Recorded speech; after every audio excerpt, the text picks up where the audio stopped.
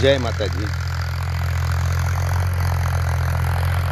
અમારે વિક્રમભાઈ રોટાવેટર ચલાવી રહ્યા છે ખેતરની અંદર।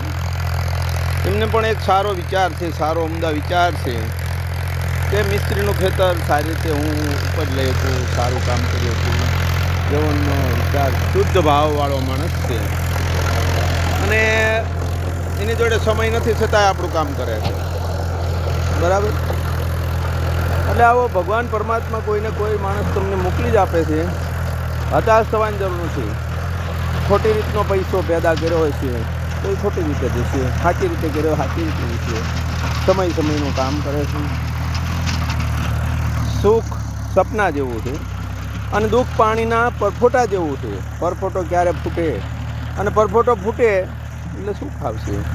સુખ દુઃખ બે જરૂરી જ છે જીવનમાં, કારણ કે એનું કારણ એ છે કે આપણને જીવનમાં ઘણા બધા અનુભવ એવા થયા હોય કે તમને લોકોને એવું થાય કે હવે શું કરશું। કોઈ ખોટો વિચાર કરાય નહીં, સારા રસ્તે ચાલી જવાય અને ભગવાન હવનું ભરણ પોષણ કરે છે। આ પક્ષીઓ પશુ કૂતરા બધા ઘણા બધા એની જાતે પેટ ભરતા જ હોય છે, ભગવાન એને આપી જ રહે છે, નથી આપતા એવું નહીં, બરાબર।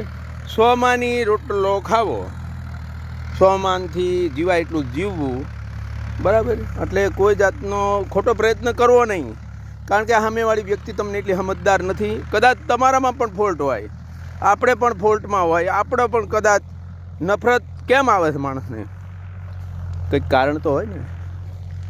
એટલે જેથી કરીને જે મળ્યું એમાં સંતોષ રાખો, સારો ભાવ રાખો। ભગવાન એક દિવસ એમને પણ સદબુદ્ધિ આપશે, જેને તમારી જોડે દગો કર્યો, તમારું લઈ લીધું। ઘણા ખેતર ખેડવા આપેલા માણસોને છે તો એ એવું કહે છે કે મેં વેચાણ લીધા છે અને હાલ કબજા કરીને બેઠા છે, છતાંય સામેવાળા જ્યારે મૌન હોય તો સમજી લો પરમાત્માની કૃપા સારી થવાની છે। તો માટે કોઈ એવો કામ નહીં કરવું કે કોઈ કોર્ટ કચેરીના ચક્કરમાં પડવું, એના કરતાં રાજી થઈને એકાબીજીને સમજી વિચારીને કાર્ય કરવું, એમાં જ આપણી ભલમન થાય છે। માટે ખોટું લઈને તમારા છોકરાઓને દુઃખ પોગે એવું કોઈ કામ ના કરશો। આજે તમે મેળવી લેશો પણ તમારી પાછળની પેઢીને ભોગવવું પડશે। એટલે જેટલું સાચું હોય છે એટલું રહેશે અને ખોટું હોય છે એટલું જતું રહેશે, બરાબર। ઘણાને પેન્શન આવતું હોય તો પેન્શનનો પાવર હોય, ઘણાને બીજી આવક હોય તો પાવર હોય, પછી ક્યાં સુધી ટકશે। સંતાનોને સારો પ્રેમ આપો, સુખ આપો, એ જ તમારું કર્તવ્ય છે। અને ખોટા મગજમાં વિચાર કરી કોઈ પણ જાતનો અનવ્યાવહારિક કાર્ય ના થાય એની તકેદારી કાઢો। વડીલની એક ફરજ છે કે બધાને સમજાવે, ના સમજે તો એ એક તમારું કમનસીબ છે અને છતાંય પરમાત્મા એને એક દિવસ તો સદબુદ્ધિ આપશે અને આપશે। ઓમ તત્સત।